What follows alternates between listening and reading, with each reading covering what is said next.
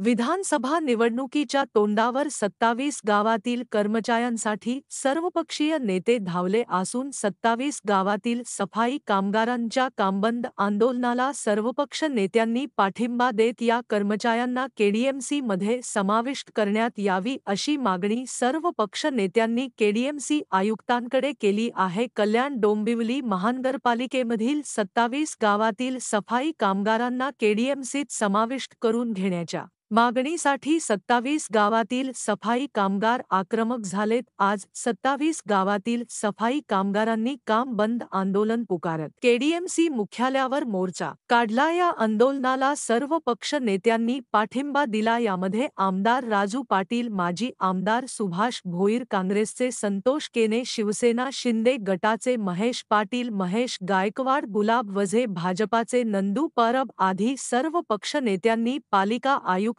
इंदुराणी जाकड यांची भेट घेत या कामगारांच्या मागणी प्रशासनाने मान्य करावी अशी मागणी केली आहे। केडीएमसी क्षेत्रात काम करणाऱ्या 27 गावातील 499 कर्मचाऱ्यांना कायमस्वरूपी सेवेत समाविष्ट करण्यात आलं नाही, त्यामुळे कर्मचाऱ्यांना शासनाकडून वाऱ्यावर सोडण्यात येत आहे। 27 गावाचा प्रश्न न्यायालयात असला तरी कर्मचारी महानगरपालिकेचा काम करत असून त्यांना महानगरपालिकेने सहभागी करून घेणे गरजेचे आहे। मात्र महानगरपालिकेने या संदर्भात प्रस्ताव शासनाकडे पाठवले असून शासनाकडून अंतिम मंजुरी देण्यात आली नाही। या संदर्भात आपण सातत्याने पाठपुरावा केला असल्याचं मनसे आमदार राजू पाटील यांनी सांगितले। जोपर्यंत हा प्रश्न सुटत नाही तोपर्यंत त्यांना मनसेचा पाठिंबा असल्याचे सांगितले। तर याबाबत बोलताना माजी आमदार सुभाष भोईर यांनी या 27 गावातील कामगारांना केडीएमसीत सहभागी करून घ्यावे या मागणीसाठी 12 एप्रिल 2017 साली सरकारकडे मागणी केली आहे।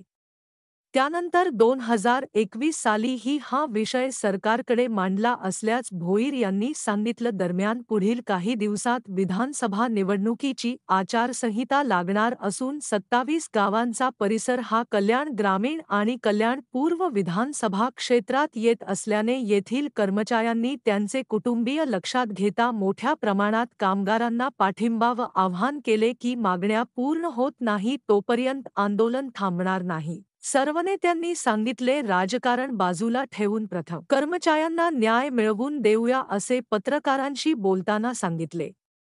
रवींद्र जाधव, कल्याण।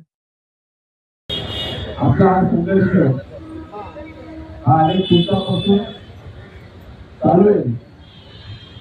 त्या महापालिकेला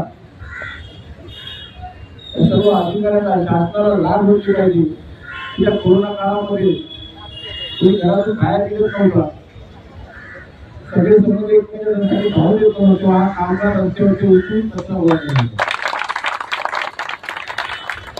अतिशय त्यावेळी परिस्थिती होती, जर आपण जर कामाला नसतो, आपला कामगार जर रस्त्यावर नसता तर कोरोनापेक्षा भयंकर आजार प्रत्येकाच्या घरामध्ये निमोनिया, डेंग्यू आदी झाले असते। आज आपण अशी मोठी मागणी करत नाहीये जे आपल्याला लाभदायक होईल। आपण आपल्या हक्काचं आपण एवढे वर्ष काम केलं, जे इतर शहरांमध्ये जे सगळ्यांना जो न्याय मिळतोय तो न्याय आपण मागतो। त्यामुळे आज संघर्ष येणाऱ्या काळामध्ये अजून तीव्र होऊ नये यासाठी या महापालिकेने दक्षता घेतली। हे कामगार आपली लोक सुचार करणारे, आत्महत्या करणारे कामगार नाही आहे, संघर्ष करणारे कामगार आहे। येणाऱ्या काळामध्ये आपल्या सगळ्यांना मी विनंती करतो की आपली अशी एकजूट ठेवा। जर आपण त्याला एक अग्रीमेंट देऊ, त्या अग्रीमेंट मध्ये जर त्यांनी परमानंट नाही केलं, एका पण अधिकाऱ्याला आपण घेऊन द्यायचं नाही। जेवढे पण आपल्या शहरातले महापालिका त्याला सगळ्यांना टाळायचं काम करू। त्यामुळे आपण या ठिकाणी आता पत्रकारांच्या माध्यमातून सगळ्यांना आपण त्या ठिकाणी आवाहन करू आणि विनंती करू की आम्हाला आमचा हक्क व आम्हाला सगळ्यांच्या महापालिकेचे जेवढे समाविष्ट आहे त्याला सगळ्याला परवानगी केली नाही, येणारा काळ तुम्हाला भोगावं लागेल, आम्हाला तुम्हाला भोगावं लागेल। आपण पुढे या ठिकाणी जमतात त्याबद्दल आपण सगळ्यांना धन्यवाद देतो। आणि आपल्याला जरी न्याय मिळेल नाही कुठे आज सुद्धा आपण आमच्यावरती चालू आहे आपल्या संस्कृतीचं ज्यावेळी महापालिकेमध्ये गावं समाविष्ट झाली त्याच्यानंतर ही समाविष्ट झाल्यानंतर या कर्मचाऱ्यांनी जे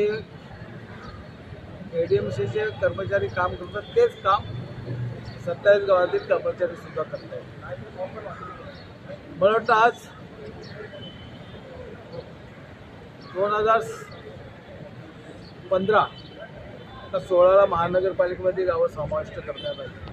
त्याच्यानंतर 12 एप्रिल 17ला मी मुख्यमंत्री देवेंद्र फडणवीस साहेबांना पत्र दिलं होतं तर ह्या सर्व कर्मचाऱ्यांना ज्या महानगरपालिकेच्या कर्मचाऱ्यांना जे फायदे मिळतात ते सर्व फायदे त्या 27 गावाच्या कर्मचाऱ्यांना दिले पाहिजे आणि त्यांना महापालिकेमध्ये समाविष्ट करून कायम केलं पाहिजे. त्याच्यानंतर 2019ला राज्यमंत्री योगेंद्र सागर यांना ते मंत्री झाले त्यांना पत्र दिलं. पनवेल महानगरपालिका कल्याण महापालिकेच्या नंतर महापालिका झाली. त्या भागातील सर्व कर्मचाऱ्यांना पनवेल महानगरपालिकेने समाविष्ट करून घेतले. त्यांचे 299 काहीतरी कर्मचारी होते, परंतु हे 500 कर्मचारी आपल्या कल्याण महापालिकेचे अजून समाविष्ट करून घेतले आणि त्यांना मूलभूत जे हक्क त्यांचे आहेत जे इतर कर्मचाऱ्यांना मिळतात त्यांना सुद्धा ते मिळायला पाहिजे, त्यांना परमनंट केलं पाहिजे, त्यांना कायम केलं पाहिजे. परंतु गेले अनेक वर्ष सतत हे आंदोलन करतात, सत्याग्रह करतात, पाठपुरावा करतात, परंतु कल्याण महानगरपालिकेच्या माध्यमातून कुठल्याही प्रकारची अजून तशा प्रकारची कारवाई झाली ना. शासनाच्या वतीनं अजून कुठल्याही प्रकारचा ठोस निर्णय जो कर्मचाऱ्यांच्या बाजूने घ्यायला पाहिजे होता तो घेतलेला नाही. त्यामुळे हे सर्व कर्मचारी त्यांचं संपूर्ण संसार या ठिकाणी उघड्यावर पडण्याची वेळ आलेली आहे. म्हणून या कर्मचाऱ्यांना त्वरित न्याय देणं गरजेचं आहे. मला वाटतं अशा प्रकारच्या कर्मचाऱ्यांना त्वरित न्याय देणं गरजेचं होतं, परंतु ते हे झालेलं नाही. म्हणून यासंबंधी पुन्हा आज या ठिकाणी आंदोलन केलं आहे. त्या आंदोलनाला आम्ही काँग्रेसचे आमचे संतोष केले असतील तर सर्व आमचे सहकारी असतील त्या सर्वांनी आज या आंदोलनाला पाठिंबा देण्यासाठी आम्ही या ठिकाणी आलेलो आहोत आणि आयुक्तांना त्या ठिकाणी निवेदन दिल्याने यासंबंधी लवकरात लवकर तुम्ही अंमलबजावणी करावी अशा प्रकारचं निवेदन त्यांना दिलं. या ठिकाणी जशी काय भ्रष्टाचार चढावर आहे एवढे रंगेहात पकडलेले भ्रष्ट अधिकाऱ्यांना आपण पाहिलंय आणि त्यांना भ्रष्ट अधिकाऱ्यांना अँटी करप्शननी रंगेहात पकडून सुद्धा पुन्हा त्यांना कामावर घेतात. पण जे अहोरात्र काम करतात, सेवा करतात त्या महानगरपालिकेचे त्यांना परमनंट का करत नाही हा मुद्दा महत्त्वाचा राहिलेला आहे. त्याचं वर्गीकरण का केलं नाही महानगरपालिकेमध्ये आल्यानंतर. 95ला महानगरपालिका आली आहे आणि आज तागायत त्या कामगारांना त्यांच्या नेहमीच आंदोलन करावं लागतं आणि शासनाची भूमिका काय हा प्रश्न आहे शासनाकडे. शासनाने भूमिका कर्मचाऱ्यांची घ्यायला पाहिजे आणि सर्वसामान्याचं शासन आहे. मग कर्मचारी सर्वसामान्य त्यांच्याकडे लक्ष दिलं पाहिजे ना, त्यांच्या प्रपंचाकडे लक्ष दिलं पाहिजे. काही कर्मचारी काम करताना मृत्युमुखी पडलेले आहेत, त्यांना त्यांच्या मृत्युमुखी पडलेल्या कामगारांच्या वारसदारांना सुद्धा हक्क दिला पाहिजे. आणि त्या अनुषंगाने आता आम्ही आयुक्तांकडे आम्ही बैठक घेतली आणि त्यांची मागणी जी आहे ती रास्त मागणी आहे. त्यांचा हक्क आहे आणि गरिबांचा हक्क आहे, सर्वसामान्यांचा हक्क आहे आणि त्यांचा हक्क त्यांना मिळाला पाहिजे ही भूमिका आमची आहे. आणि शासनाने याच्याकडे लक्ष द्यावं, नाही तर या आंदोलनामध्ये आम्हाला सुद्धा पवित्रा घ्यावा लागेल असं या ठिकाणी जाहीर करतो.